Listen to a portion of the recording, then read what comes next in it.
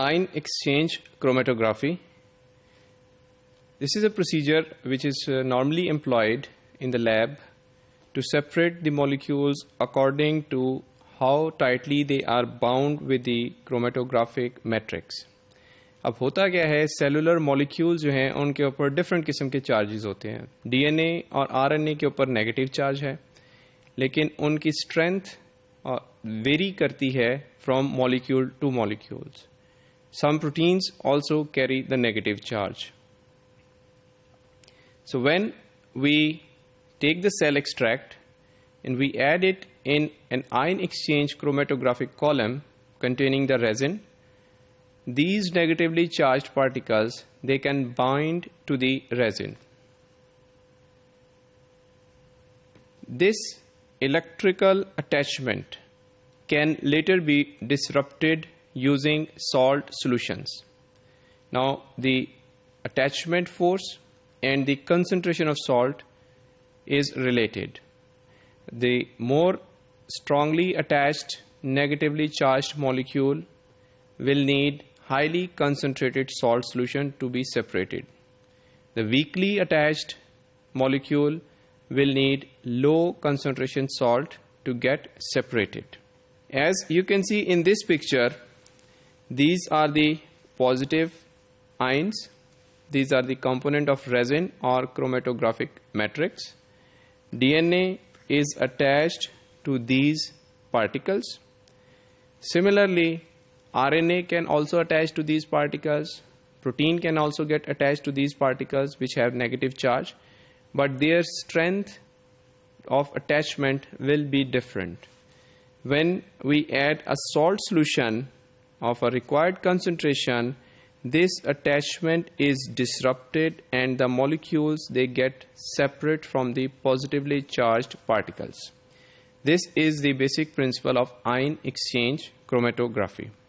As we have different types of molecules which bound to these charged particles differently, so we can use gradually increasing salt concentration to separate and purify these molecules one after the other.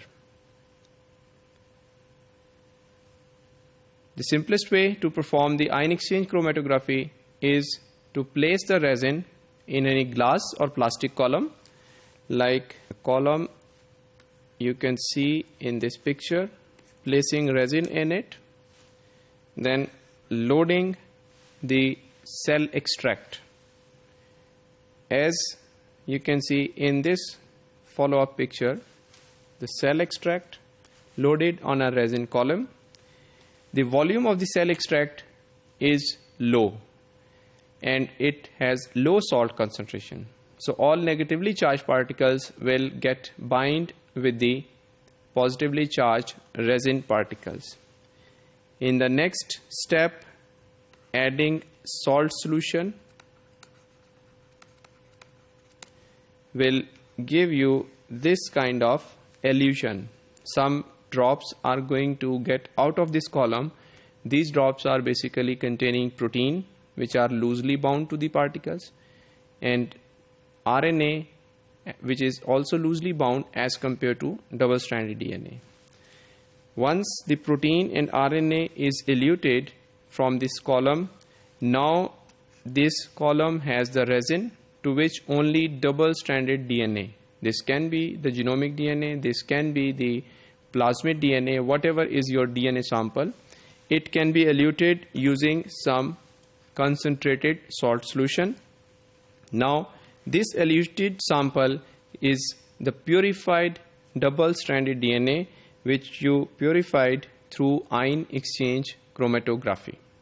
And this flow of liquid in these columns is either through gravitational flow, the force of gravity, but sometimes what happens that the volume is so low that it cannot cross the whole column length.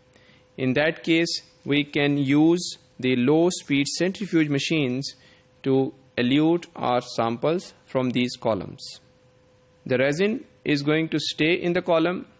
The negatively charged molecules are going to be eluted using this method, and the salt solution of variable concentration is the key for purification of these biomolecules.